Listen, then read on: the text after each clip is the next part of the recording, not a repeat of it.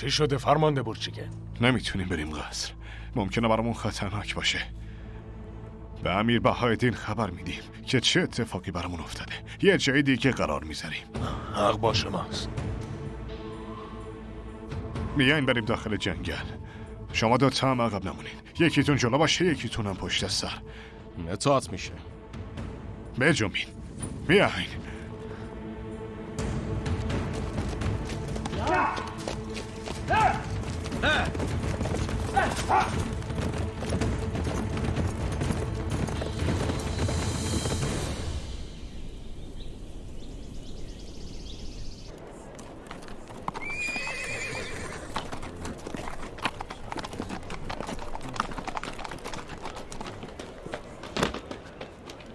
رامسی فوراً گندوزو بیار اینجا. مجبورش میکنیم با امورخان و ایلبیلگ خاتون رو به رو بشه. امر شماست خان.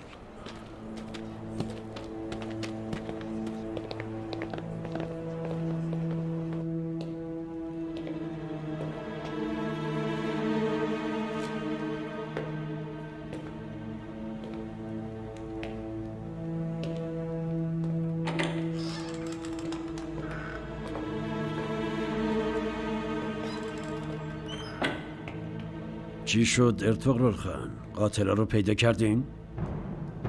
افرادی که به آلپاتون حمله کردن به پسرای منم حمله کردن.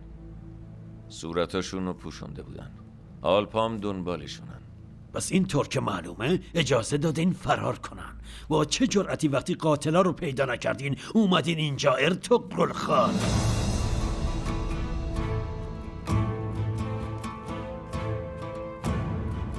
پسرام عثمان و ساوچی هم شاهد اون حمله بودن. میگن میخواستن اونا رو هم بکشن. اول پسرتون گندوز آلپای ما رو میکشه و بعدش هم از زندان فرار میکنه. وقتی همه اینا رو میدونم قرار نیست گول دروغاتون رو بخورم ارطغرل خان. چی میگی امور خان؟ چطور میگین پسرم از زندان فرار کرده؟ دخترم با چشمای خودش دیده. هم دستش بهش گفته که گندوز چطوری از اونجا فرار کرده. تو زندان چی کار میکردین ایلبیلگ خاتون؟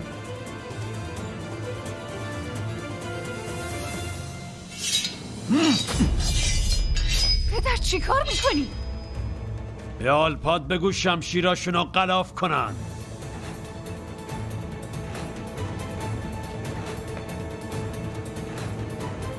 غلاف کنین.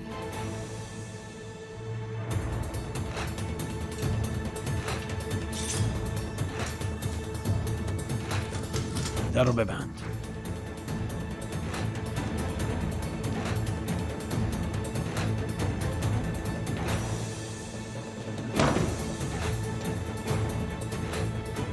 دختر من رفت زندان تا پسرتون رو برام بیاره. قرار بود بازجویی و مجازاتش کنم. خان، اونا به زندان حمله کردن. براتون تله گذاشتن خان. خان، حالتون خوبه؟ یا اینکه به آلپاتون میگی که پسرتون رو برام بیارن یا جسدتون از اینجا میره بیرون. من حکم میدم. شمشیرشو بگیر.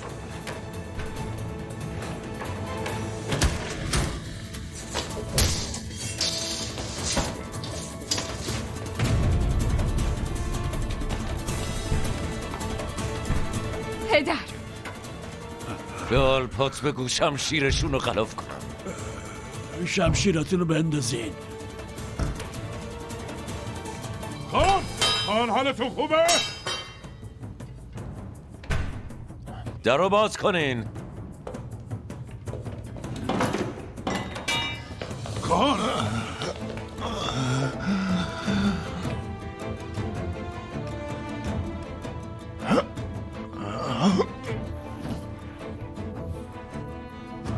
چطور جرأت میکنین یه مرد از زندان ببرین؟ وقیحانه است. تا من هنوز اینجام شما حق قضاوت و مجازات کردن هیچ کسو ندارین. شمشیراتون رو برمیدارین. تو کاروان سرا بازداشت میشی. اگه بازم کار احمقانه ای بکنین، شمشیرم قبل اینکه سرتونو بزنه تو قلافش نمیره. پدر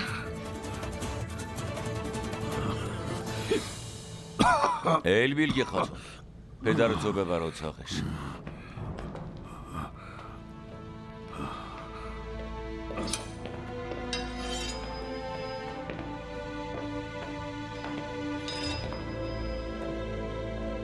عبدالرحمن، شمشیر آلپای امور و گالاری رو جمع کن.